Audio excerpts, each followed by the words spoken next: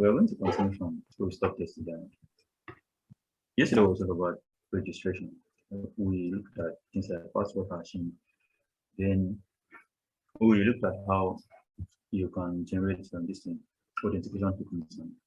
So we now authentication token and password account verification token. How you can make use of this, like store data to release, retrieve data from release, and database. We also looked at how you can handle account verification. So today will be all about login. It's all about login.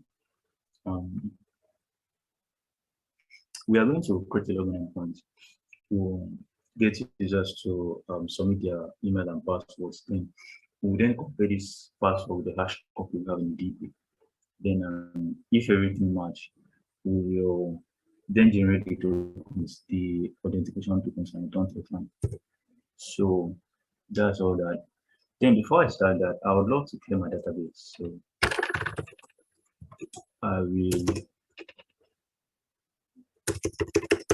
I'll start the service and we will go to a terminal and go into the component.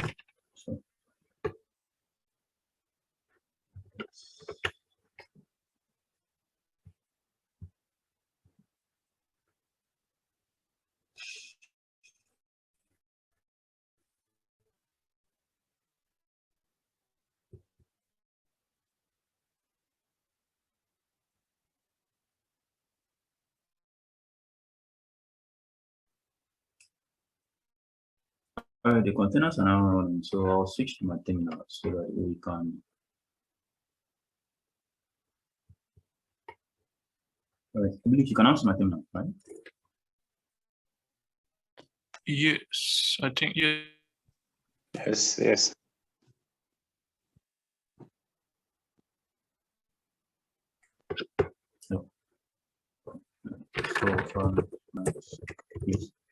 So this will list all the containers. It's Docker container, not container. Yeah, this will list all the containers we currently have on. I want to get into the database container, so I'll run the Docker exec command. Docker exec minus IT, the ID of the container, PSQL, the name of our database and name of our user. Our database is Postgres, then our user is Postgres. So Postgres. Then I want to list the tables we have. Without this, then if we insert users table, we are going to see the list of users we currently have. Yep. So we have a lot of users here. I would love to clear this data. All right, I would love to clear this data. So let me look up how to do that with SQL.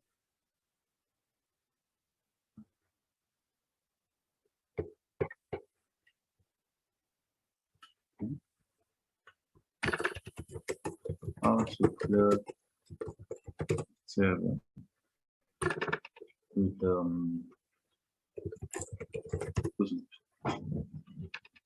truncate table command. Okay, so I'm looking for an SQL command we can use to just clear that table so that there will be no more users. Use truncate command. So this is a command, alright. The content of the table / tables in Postgres to your database can be deleted in several ways. Then using this, deleting table contents using SQL. If you have deleting content of one table, you truncate this table. And you delete from table name. Okay. All right, so let us try truncate table name. Let's go back to the terminal and run that code.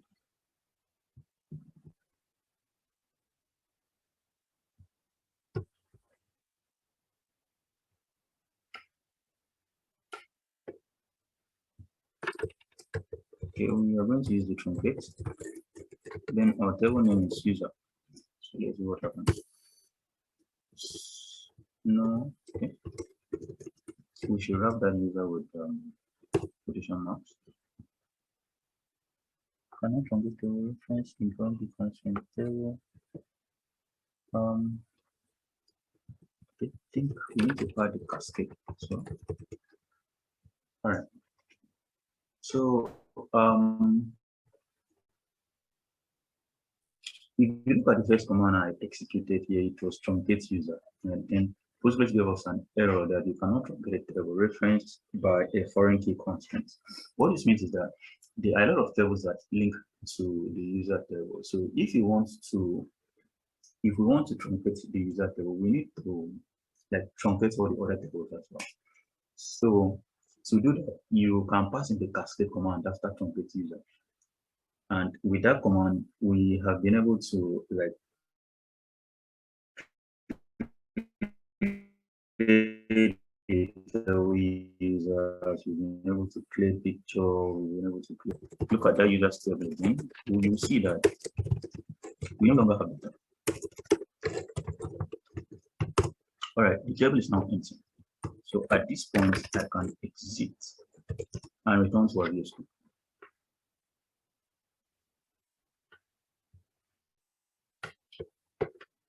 Okay, please, before you proceed, do you have any question on what we just did? Is there anything you don't understand? Okay, so you okay. You can go on, you can go on. I have a question, sir. Okay, please continue. Okay. As regards this number 35, this I think definition for the function for verify OTP. Please, what's the part doing? 936. Total line 36, right? 36. Yeah, Okay, what's okay. the part? Okay, it's we are just telling that particular, we are just telling the endpoints to extract this OTP from the path. All right. If you look at the part of line 35, you see OTP in curly brackets. We are just telling just the endpoints to extract that from the path. But it is not strictly necessary. But if we didn't include this part, I think it will still work. But there are certain situations in which you may need some level of verification, like maybe we want the max length, like we want the max length of that OTP to be up to a certain limit or something like that. So that's why I included this part here. Maybe in case if I want to add any validation later. And another thing is for readability. When someone looks at this code, it will be easier to know that we are getting this OTP from the path and not from any other means. Okay, That's why sir. the path. Okay, sir. Thanks, sir. So, all right. So we just cleared our table. That's our users table. Why I did that is because initially in the last class, before we added this check at line 19 to 23, we were able to create many accounts with the same email and the same username. All right, I don't want that to be the case. Each account should have, like, no record should share usernames and emails. Right, so that's what I'm clearing now. With this, we are ready to look at login. So we are going to create a new endpoint and it will accept a post request.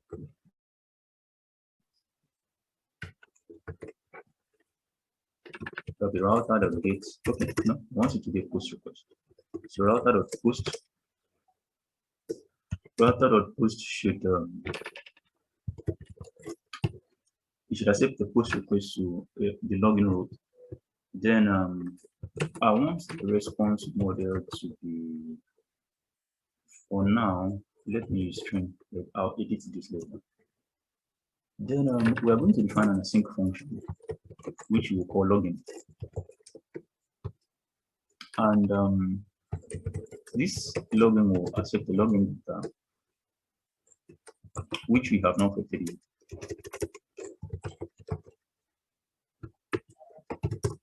And for now, let's pass, right? Let's not do nothing. Let's do nothing. The next thing we are going to do is to define this login schema. There's a kind of data that should be accepted to the login endpoint.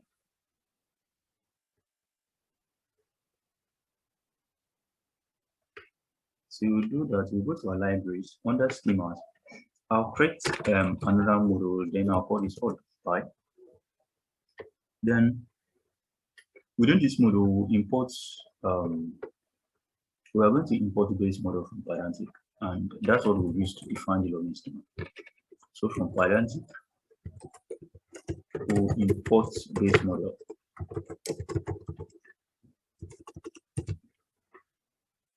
Yeah, I believe you guys can hear me, right? Is the voice clear? Yeah. Like, is my voice clear? Yes, I can hear you. Yes, sir. Okay, that's good. Then we're going to define a class that will handle login data. So I'll call this class login schema. I'll call this login schema. Then of course this class needs to inherit the base model. For now, let's do nothing. I'll just pass.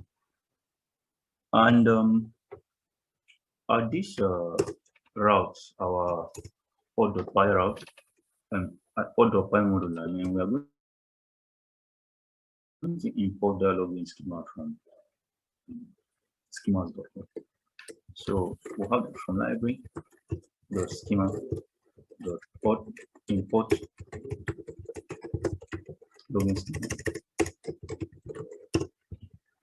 Right now, let's come here and specify the kind of data we need.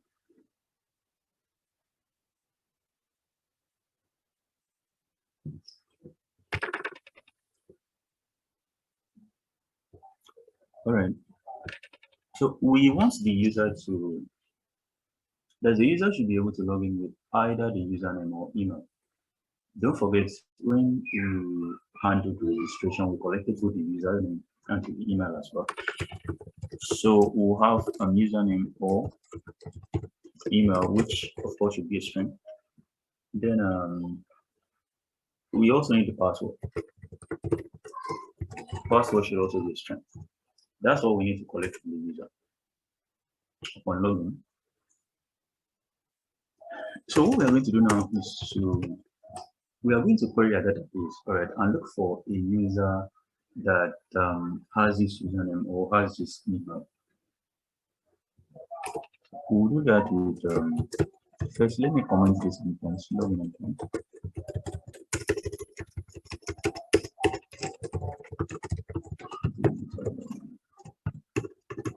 All right. So the first thing we are going to do is we are going to extract the user with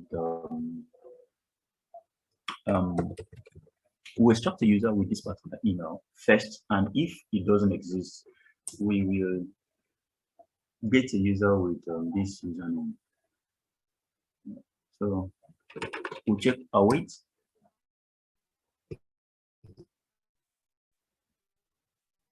Await user await user dot get or no. Await user dot get or none. I believe we've not used get or none before. So this particular method of the model, right? This particular method of the model returns none if this user does not exist. Like if this particular record does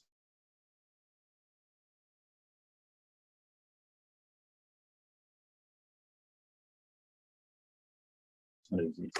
If we use just get particular record doesn't exist, but I don't want that exist. Instead, I want none. So we are going to use get for none. Now we'll check email is equal to data dot username or email. Now, if user is none, now if this user is none, we are going to call it again with username.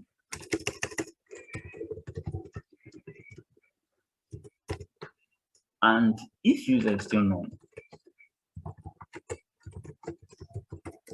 we are going to raise an exception. brace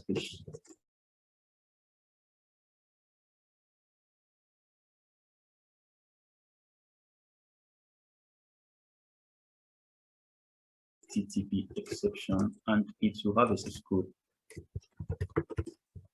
HTTP 1.404. Okay, no, I don't want the 404. It should be a 4.1. Unauthorized. Then we'll return a detail, and the detail will be that this your authentication credentials is incorrect.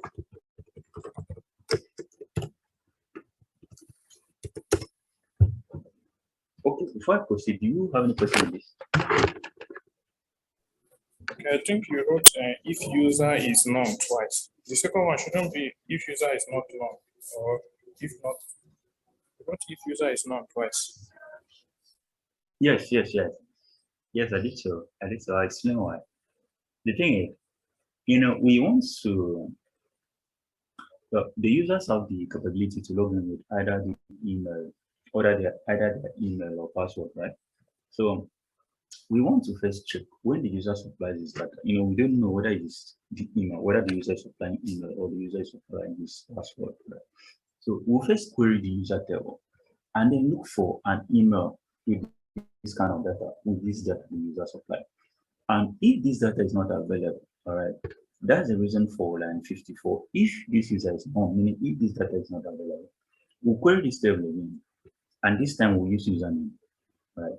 Now, if this data is still not available, we want to return an error that, hey, your authentication credentials is not correct.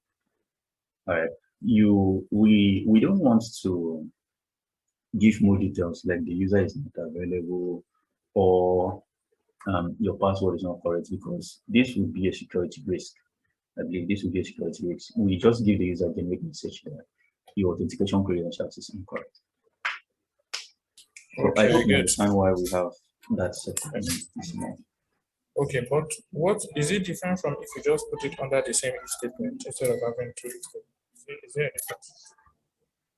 Since you can just say you if mean user is something? Yeah. You mean something like this? You mean something like this? Exactly. Is there a difference? Okay, this would be an error. It would be an error. Do you know what I'm saying, Sean? Because the code will execute line 53. It will check for this email. All right, it will check if we have an email that is equal to this data the user submitted. All right. Now, if the user logged in with email, it will work. All right. But if the user tried logging in with username, this particular line will return none. Then it will go to line 54 and check if this data is known, and truly it is known. It will then execute line 55. It will try getting a user with this username. All right, it will check if this data the user supplied is a username. All right, and even if we get that data, even if we can find the user that submitted this credential, it will still go ahead and execute line 56 to raise the exception, which is not right. All right, we should actually check if this user is not raising the exception. You know, understand, right? Okay, I understand. Yes, I understand. Yes. So if we do it like this, it will execute line 55 and then go ahead and execute line 56, irrespective of the result at line 55. We don't want that. Instead, we want it to check that this user is known too, like the username is known and the email is also known before raising this exception. So that's why it's like that. So I'm going to comment this. We'll say extract user. Extract user. Then now that we have the user, so if the code should escape this block from line 56 to line 62, it means that we have this user in the database. Now the next thing is to check password. We want to check that the user submitted the right password. Okay, and to do that, we will get the user's hashed password. Hashed password is equal to user.hashed password. We are now getting the user's hashed password. Then we are going to check that this hashed password matches the password that the user submitted on login. And if you look at the code we wrote at, I think, class 10, it was at class 10, we did something similar to this. We also instantiated the crypt context with the bcrypt algorithm. Then this particular instance has a method called verify. All right, you call verify, then you pass in the plain text. You pass in the plain text password, that's the password the user submitted. And then you pass in the hashed copy of the password you have in your GD. Then it will then return true if it match, and will return false if it don't match. So that is what we are going to repeat here. We are going to define is valid password, which should be a bool as well. Which should be a bool. The valid password is equal to this script context. From this password context.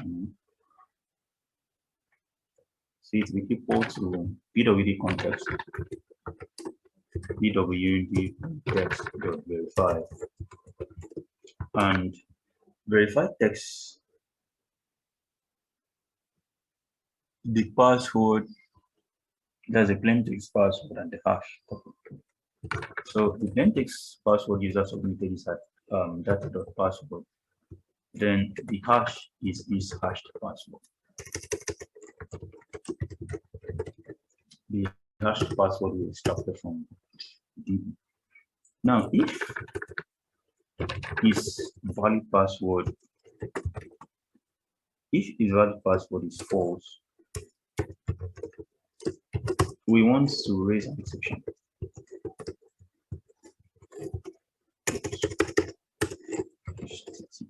Exception. And what that line means is that, after verifying if this password user submitted is correct, all right, we will have a Boolean value here, is valid password will be either true or false. If the value is true, it means that this is correct. The user submitted the correct password. But if it is false, it means that the user submitted the wrong password. Now at line 67, we are going to check if that value is false. All right. So if the value is false, we are going to raise an HTTP exception with the same details, with the same general details. All right. We will return a 401 unauthorized status code, and the detail of the authentication credentials is incorrect.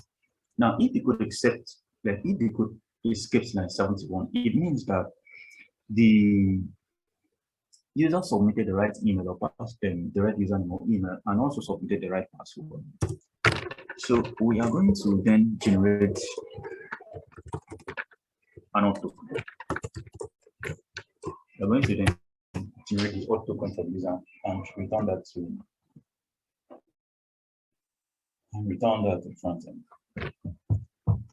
So any question on that, please? Okay, no question from me. Okay.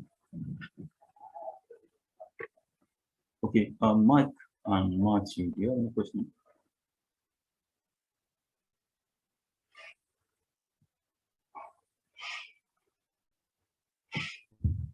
Matthew and Mike, any question?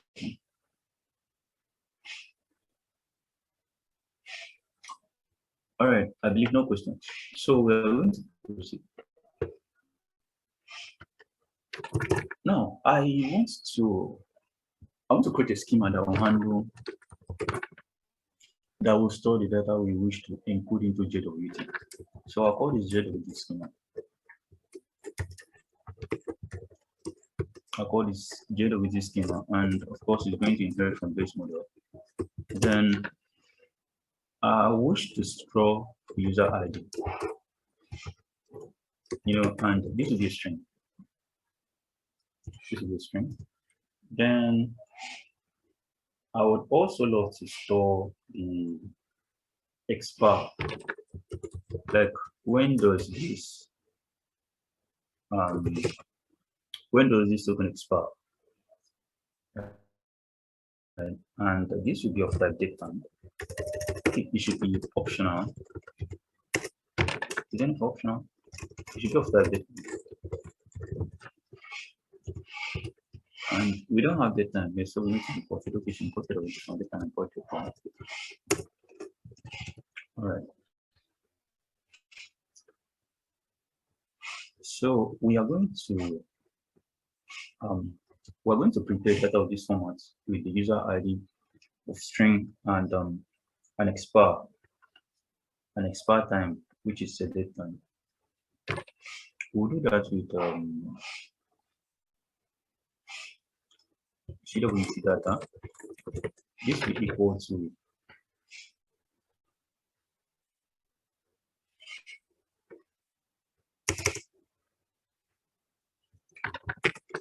to JWT schema.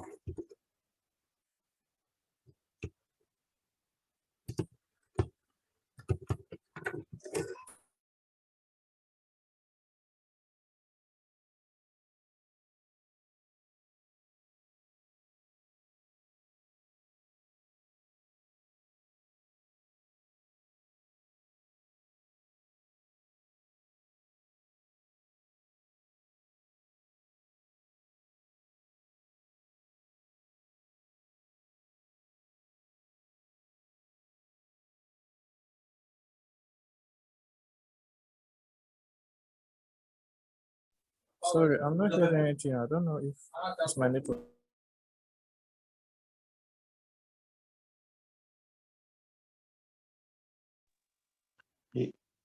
Uche,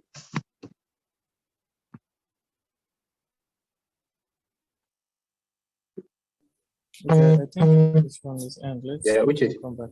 Yeah, thank you. okay. I think it's network. Okay, yeah, I think this one is end. Yeah, let him come back.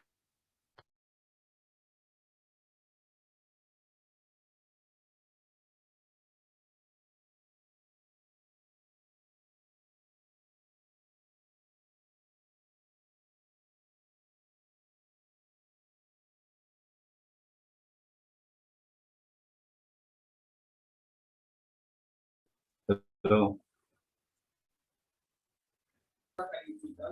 Okay, partially we Okay, can so- hear it, but not very well. yeah, sir. Sorry, I was disconnected. Okay. So let's go back to that.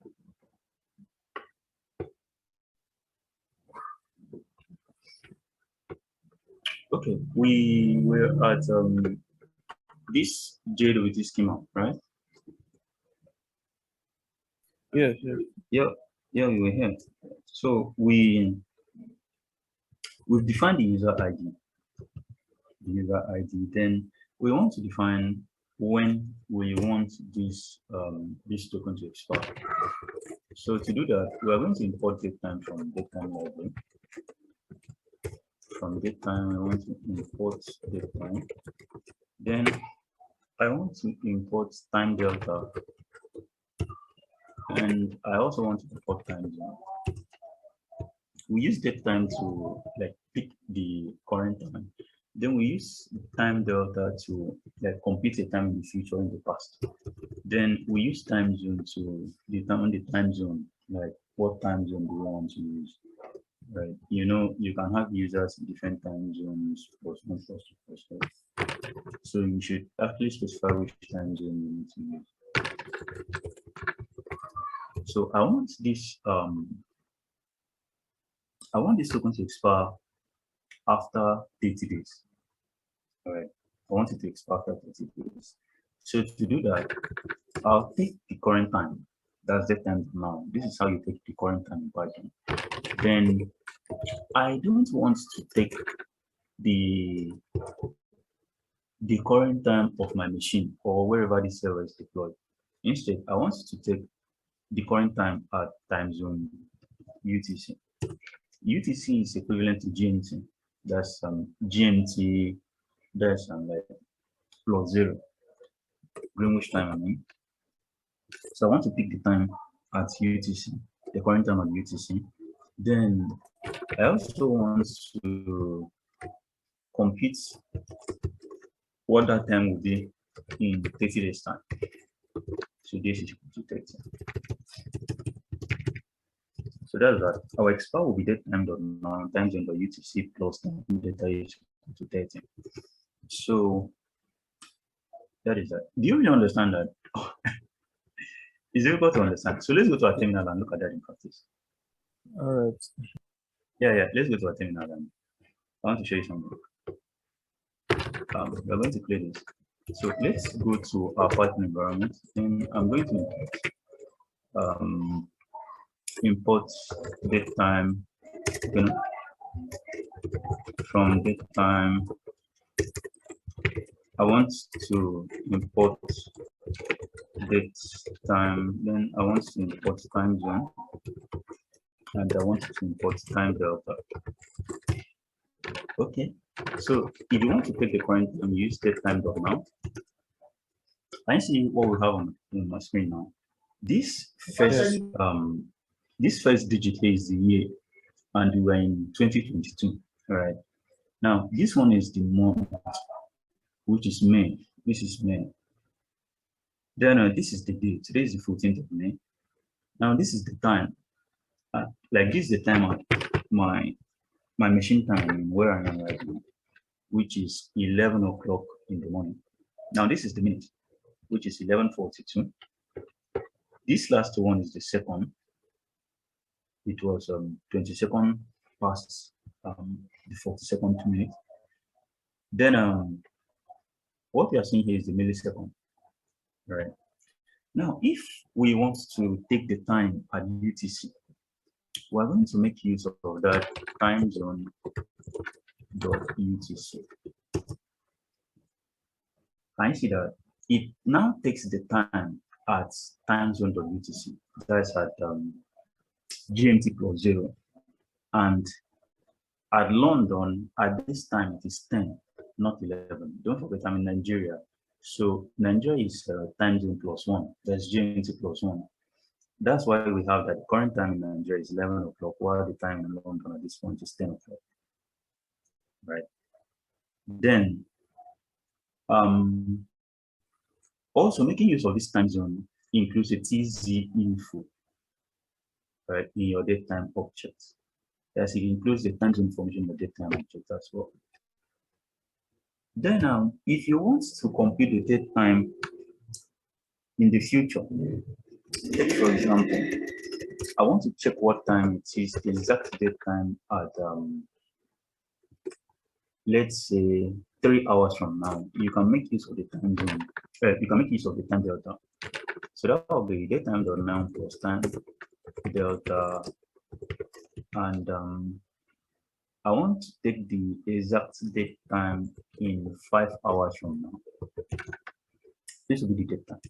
So this is exactly what we were doing earlier in our code. All right, we want to pick the date time, like what date time will be, what date time object we have in 30 days from now. All right, so that's just it. Is there questions on this? Okay, no question. I understand it clearly. Okay. So Matthew and Matthew It's and clear, Mark. sir. Okay. There's no question. I understand, sir. Okay. So let's go back to our VS Code.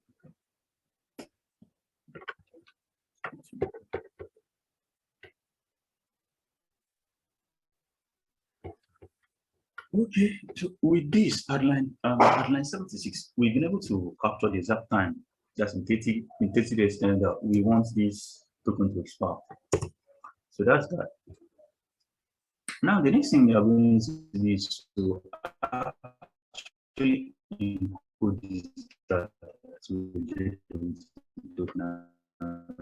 On this at class 10. Copying that. First thing we need to do is to import JWT from JSA. So we are going to import from JSA import JWT.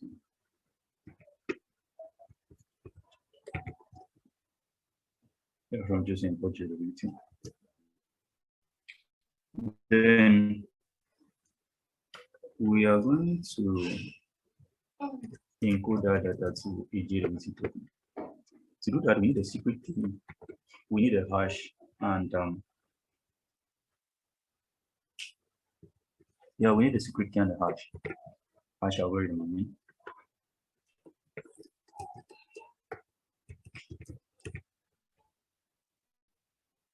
You know, this secret key shouldn't be my code, and this hash too shouldn't be my code. So we'll copy this to our env file, then we will reference this data in our config as well.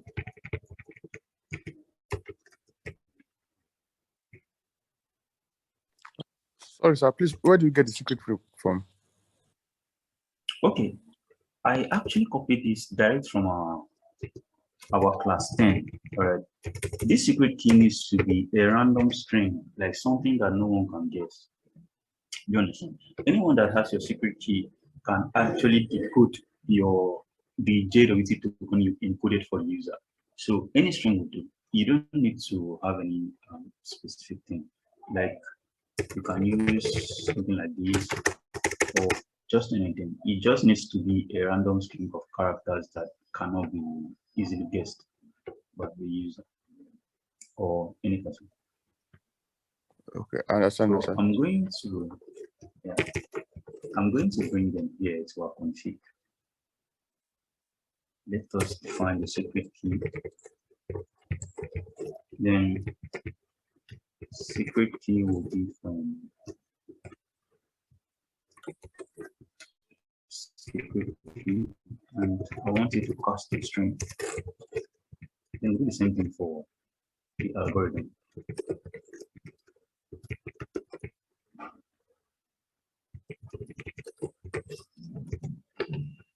And I think the algorithm is named so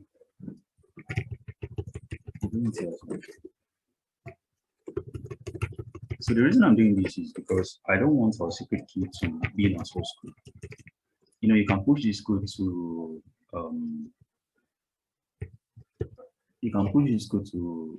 GitHub, and if your secret key is there, it's easy for someone to like hack the application. Okay.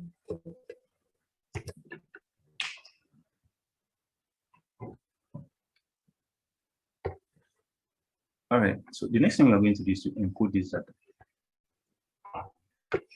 And for that, I'm going to simply copy and paste what we did in the last class to save time.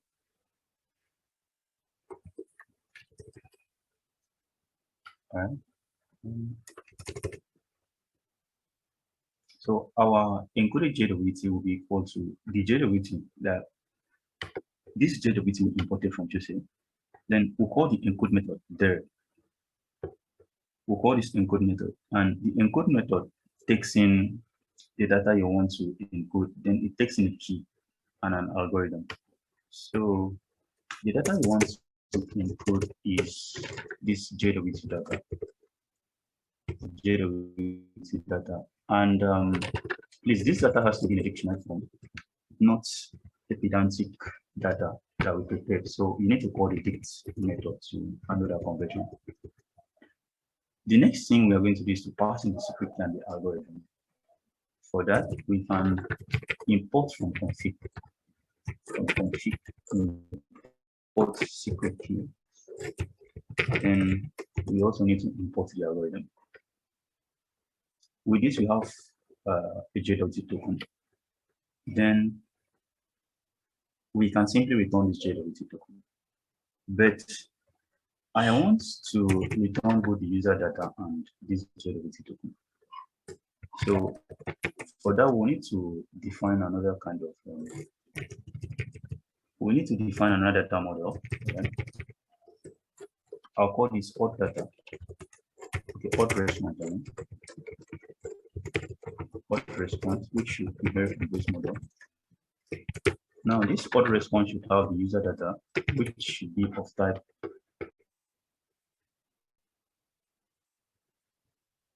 It should be of type user public. So we are going to import user public from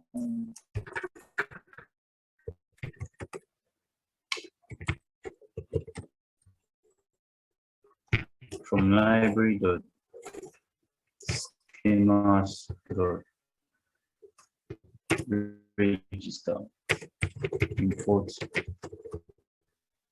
user public.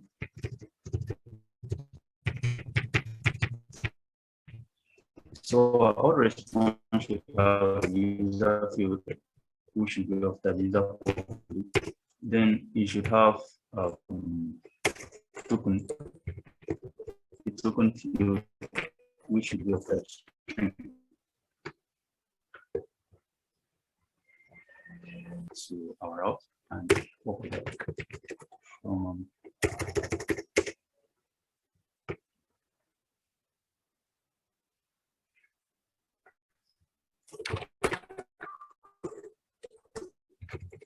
What response? Then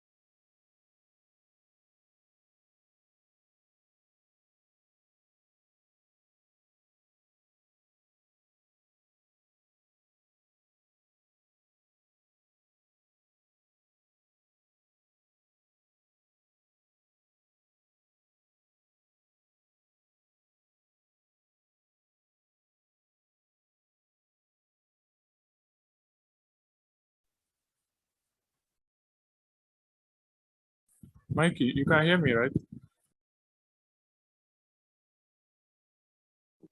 Yes, I can. did you hear me? Okay, so I can hear you now. You can hear you Oh, now. sorry, I was muted. Yeah, I was muted. Sorry about that. So I was saying that instead of returning just the encoded JWT, I want to return the user data as well to the front end. Okay. As such, we created a new class that we use for that, and we call this odd response. And this odd response takes the user key, which is equal to, which will be of the same format as the user public. What this means that it will have all these fields to see here. The The network is breaking up again. and email, blah, blah, blah, up to email verified. Then we should also have a token key, which will be just a string. Is it now better? Is it better now? I think so. Yes, it's better. Can you hear me? Chairman, Yes, can you hear me? yes, I can hear you now. Okay.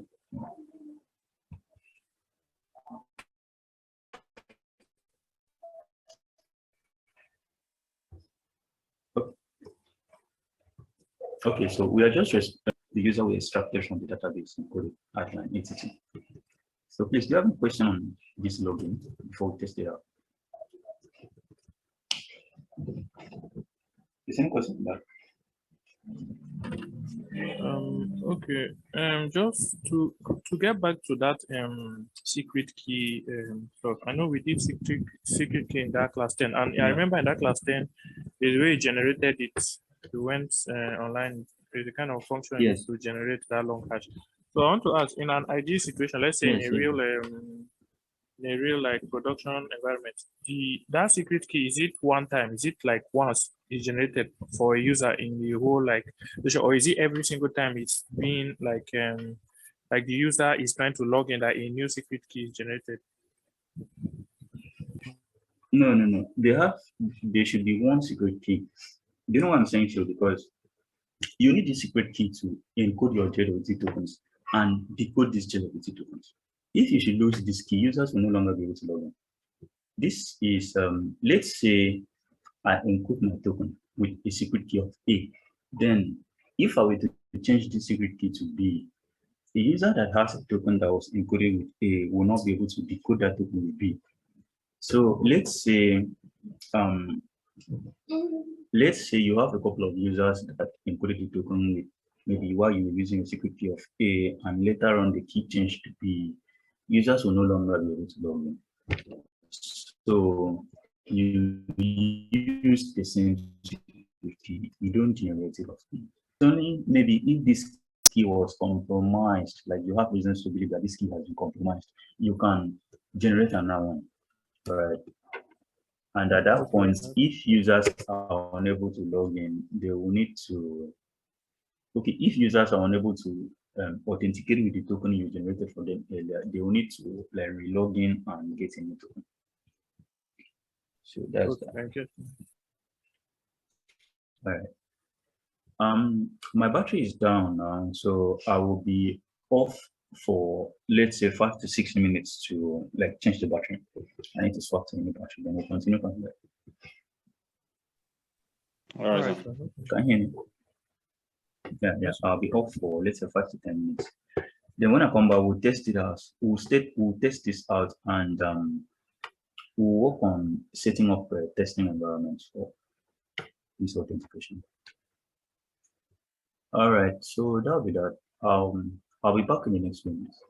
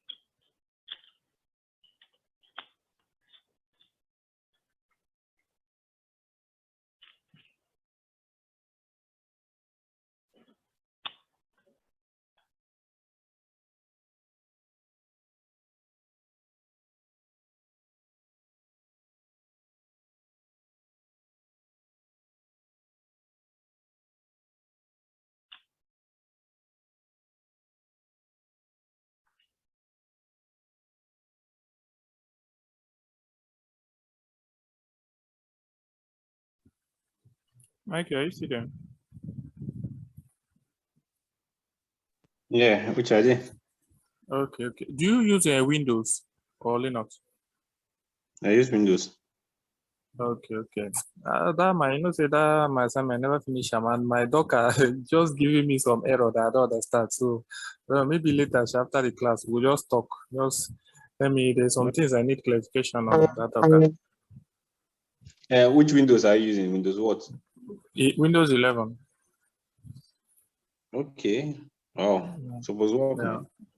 Yeah. No, I don't install them, but the setting up I don't create all the env file and the Docker file and everything. But when I'm running it, when I'm trying to build the container, it's showing me one error that something not found, something like that. I don't understand.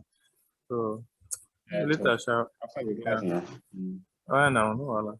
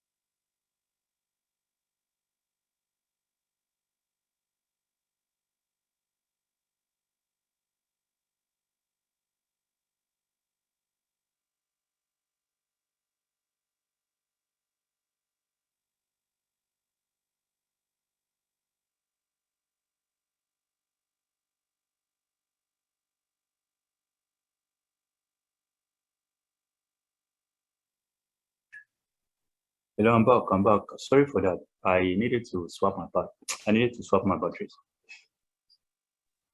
Welcome back, sir. Okay. No problem.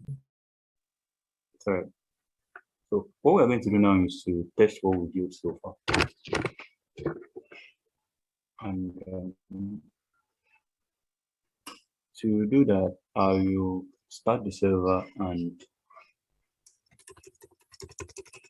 we'll test it. That will be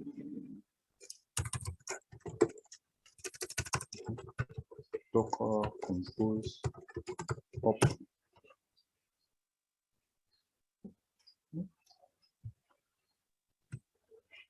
Okay, it's Docker, not DCKER.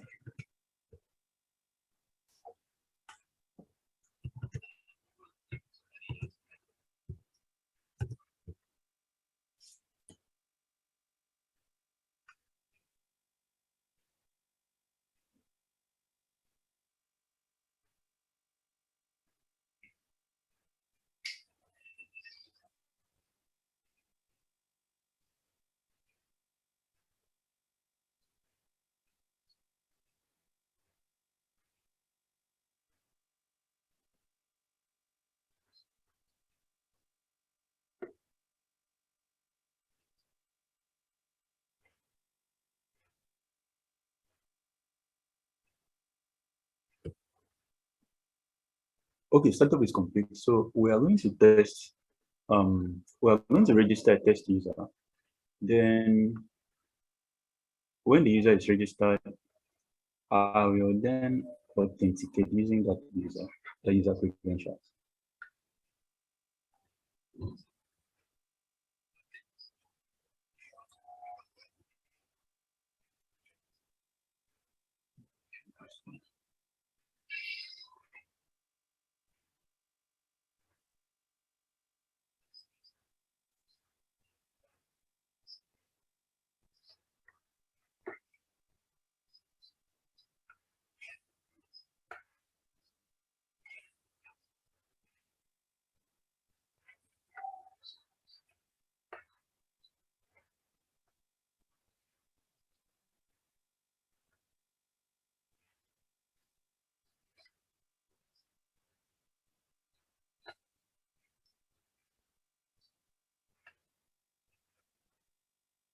Okay.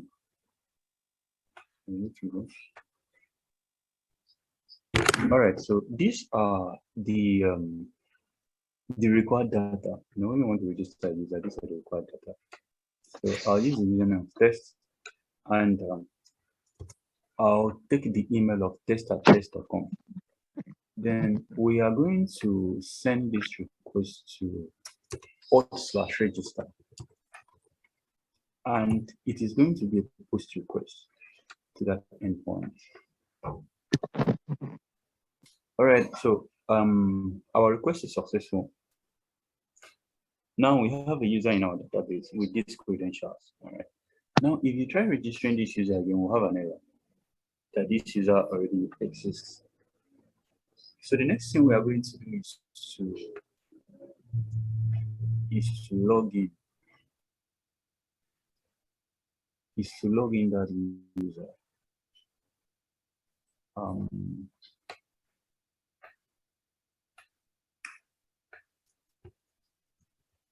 So we change this endpoints to login. Then we'll log in with let me just request.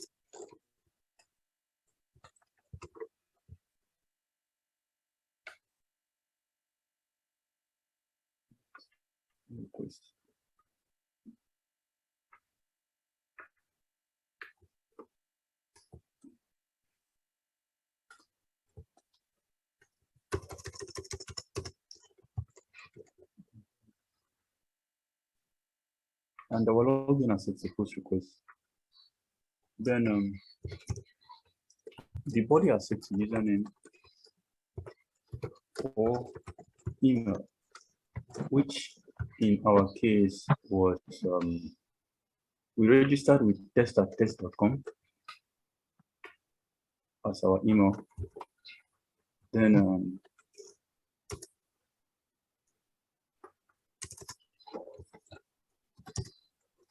Then we also have a password of I think test.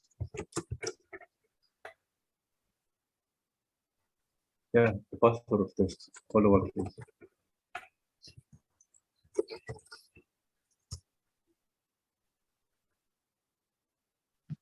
Yeah.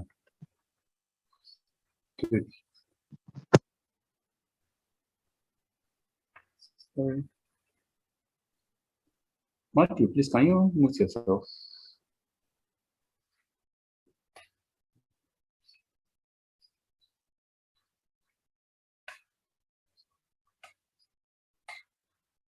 All right. So let's send a push request to this login endpoint and see what happens.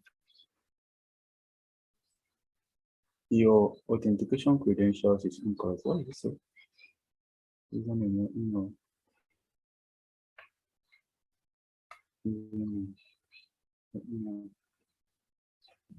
The password. You said? I don't think the password is test. Oh, sorry. It's a mistake. Yeah, the password is this, not test. Sorry about that.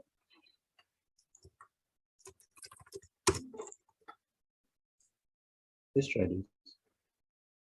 Internal server error. Okay, we have an error. Let us see why we have that error.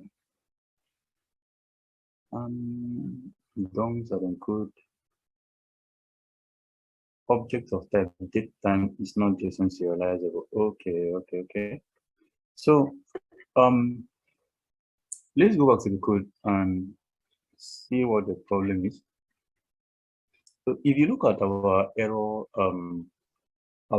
log, you see that type error object of type date time is not JSON serializable, meaning we shouldn't serialize this. Like we shouldn't be able to serialize this. But I don't know why it is so. Let us wrap this in a string and try to.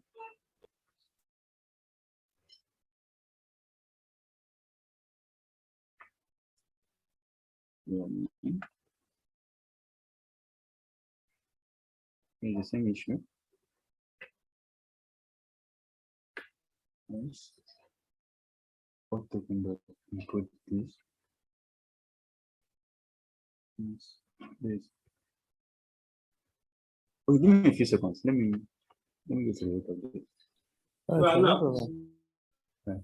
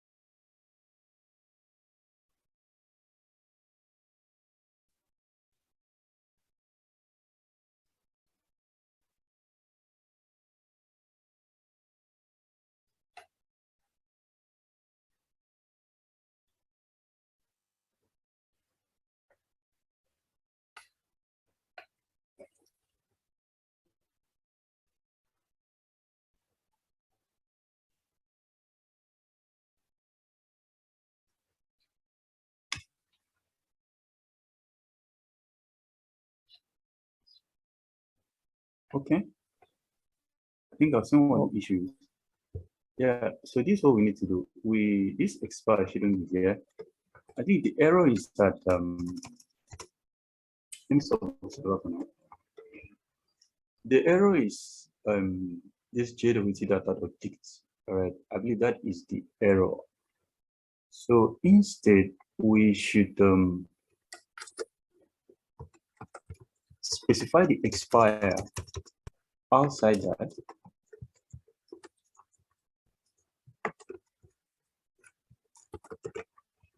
Right? Then we are going to modify this JWT data, this JWT schema to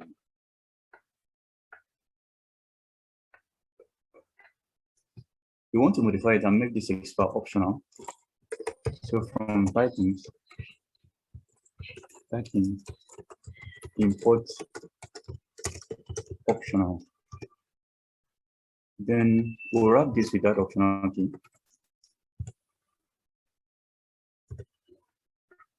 Good. Now,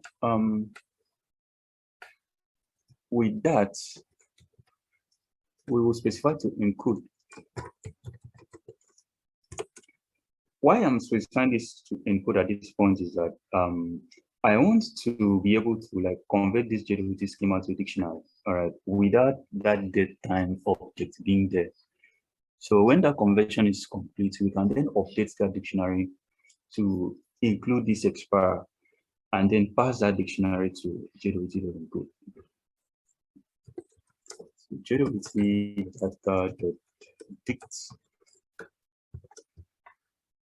Once data here, then when that is complete, I want to update that dictionary to include. I want to update it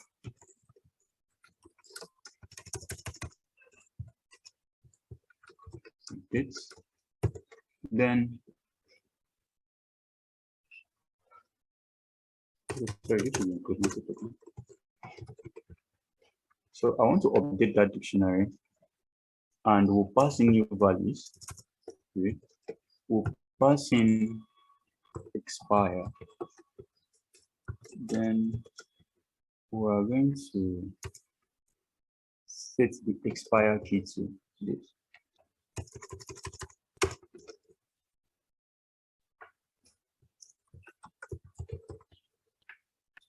All right. Now, when we are done with that, instead of using this JWT data.dict here, we are going to simply use to include the. All right. I believe this should solve that issue. But let's check. Sure. You still left that str on that expire. Is it okay? Okay, yeah, it should be, but let me remove it because it's so noisy.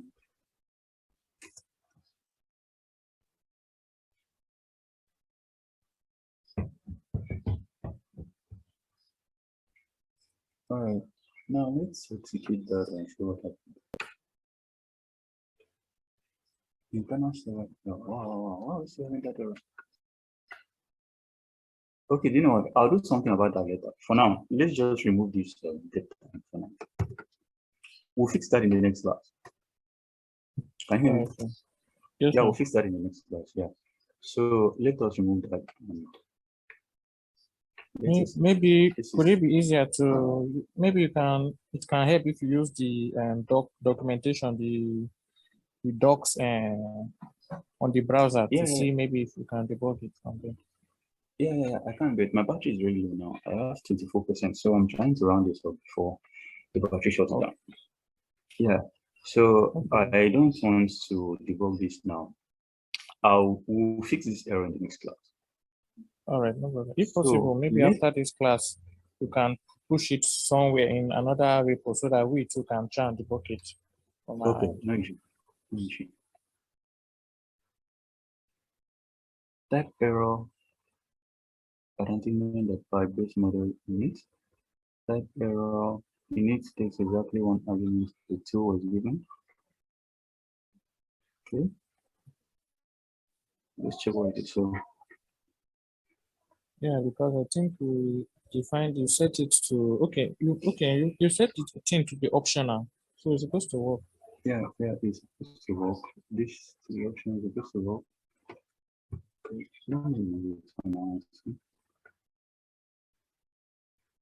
I don't think this model init takes exactly one element the 3 is given. Why is that so? This model, I don't think put this model. Let's check. So you could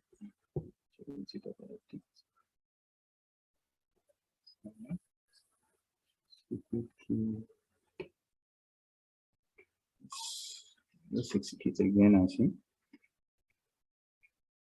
Still an error. Response. Okay, I think it should be at response. The issue should be at the response.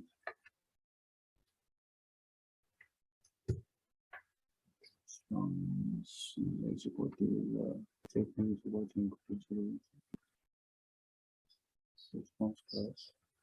Okay, sorry, this is response model, not response class. So let us call this the response model. Oops. Let's correct that to response model. And let's try it again.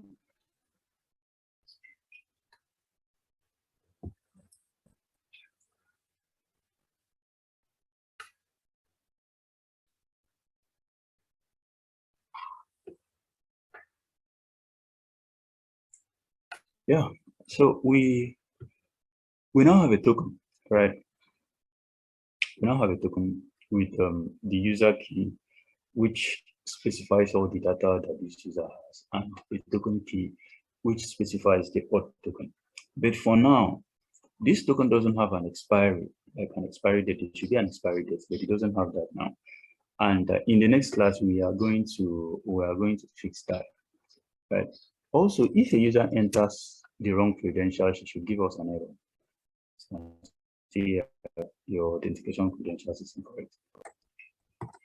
So that will be that. Please, do you have any questions so far on what we've done so far?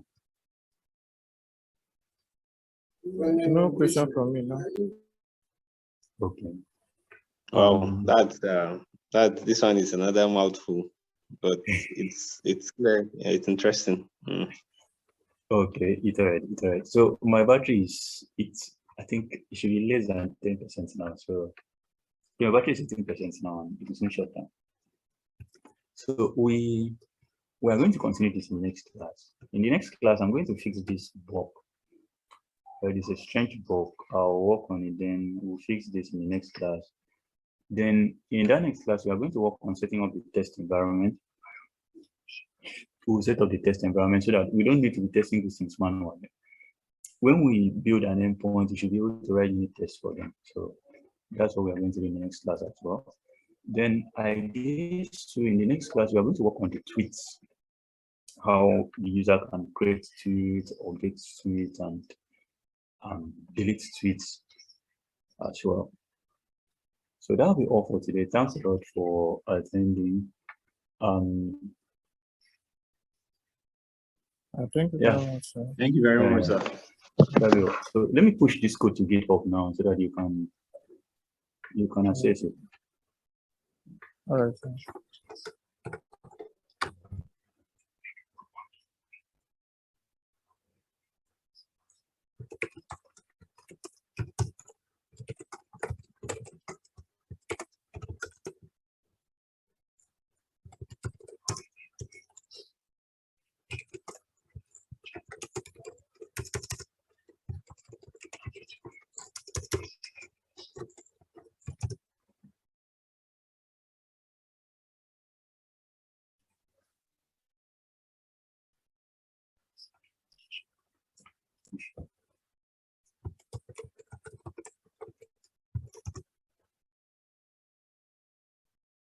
All right, so it's now on GitHub. You can pull and go to the code from there.